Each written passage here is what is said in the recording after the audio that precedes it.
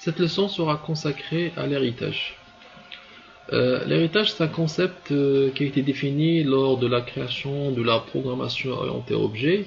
Et afin d'accompagner l'évolution des langages de programmation, il a été introduit dans les bases de données. Alors, la question au niveau des bases de données, c'est comment représenter graphiquement l'héritage. Allez-y.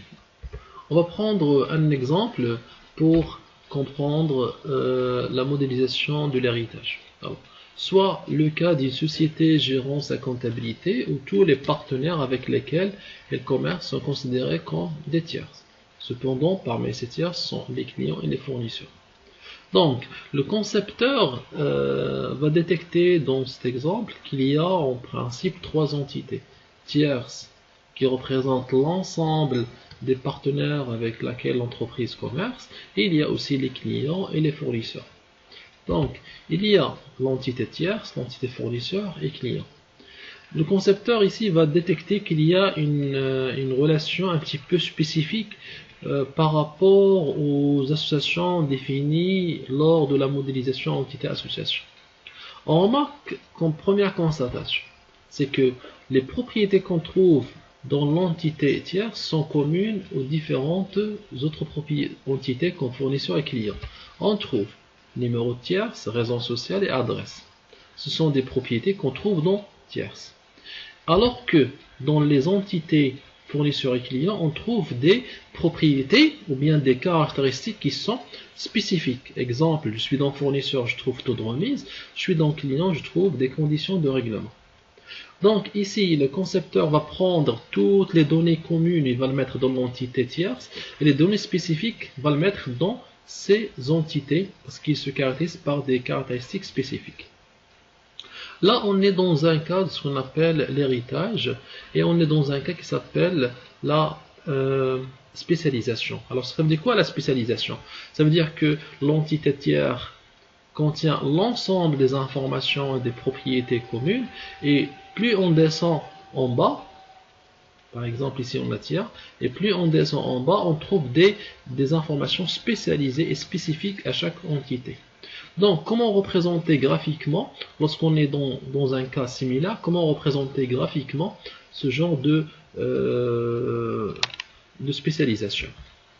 Alors, comme on vient de dire, on détecte qu'il y a l'entité tierce, fournisseur et client. On va représenter dans la spécialisation, on va représenter l'entité ayant toutes les propriétés communes dans une entité. Là, on va mettre une entité, on met dedans les différentes propriétés, numéro tierce, raison sociale, adresse. Ensuite, on va définir les autres entités et on va mettre dedans que les propriétés spécifiques pour chaque entité. Voilà. Et ensuite, on doit faire maintenant la liaison entre les différentes trois entités. Alors, dans ce cas-là, la liaison ou bien l'association entre les différentes entités, ce n'est pas comme nous avons vu les exemples sous forme de val, etc. Mais on va représenter sous forme d'un triangle avec une flèche qui pointe vers l'entité mère ou bien ce qu'on appelle l'entité surtype ou bien entité mère. Bien sûr, ces entités, on peut l'appeler des entités sous-type ou bien entités phi. Donc vous avez le choix. Donc cet exemple vient de nous montrer un cas de représentation graphique d'un héritage simple. Parce que vous notez ici qu'on vient de dire la spécialisation simple ou bien on dit l'héritage simple. Entre parenthèses, on parle de l'héritage multiple. Bien sûr, ce n'est pas le cas de se corriger aujourd'hui. Mais l'héritage multiple, c'est que pour deux entités, par exemple, ou bien trois ou bien plus, on ne trouve pas qu'une seule entité sur type. Mais on peut trouver plusieurs entités sur type. Ça veut dire que le client peut avoir une entité mère 1, il peut avoir une entité 2, etc. Ça, c'est ce qu'on appelle l'héritage multiple. Je ferme les parenthèses. Donc, l'héritage consiste à mettre l'entité sur type contenant toutes les propriétés communes à l'ensemble des propriétés, et dans chaque entité, les autres entités, on va mettre les propriétés spécifiques. Voilà.